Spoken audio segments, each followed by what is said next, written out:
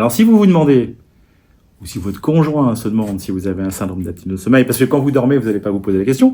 Vous pouvez vous poser la question si vous êtes fatigué, bien évidemment.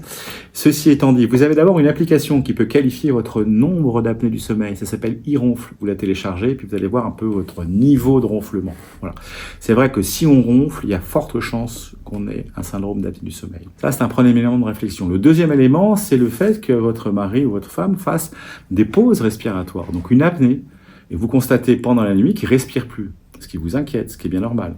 Ensuite, votre mari va se réveiller plusieurs fois la nuit pour aller aux toilettes. Donc, un des gros symptômes, c'est est-ce que je me lève la nuit pour aller aux toilettes?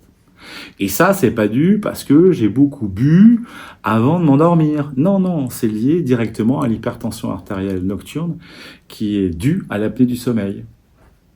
Et donc, on se lève la nuit. On se lève la nuit, et puis après, votre état énergétique, j'allais dire, pendant la journée, c'est je suis super down, je suis fatigué, j'ai envie de dormir, donc je fais la sieste, et puis je fais une grosse sieste. Et puis je suis somnolent. Quand je vais rouler avec ma voiture, quand je vais conduire ma voiture, je vais avoir à un moment donné des envies de dormir. Il y a certaines personnes aussi qui peuvent s'endormir en public lors de conversations. Donc tous ces symptômes-là doivent vous alerter et doivent vous conduire à aller voir un médecin pour dire voilà, est-ce que j'ai un syndrome d'apnée du sommeil. Chez Oxygem, pour vous aider, on a un test. On a un test d'insomnie déjà. Puisqu'avant de vous traiter pour un syndrome d'apnée du sommeil, il est important, si vous avez des insomnies, qu'elles soient qualifiées, qu'elles soient traitées, avant qu'on traite votre syndrome d'apnée du sommeil.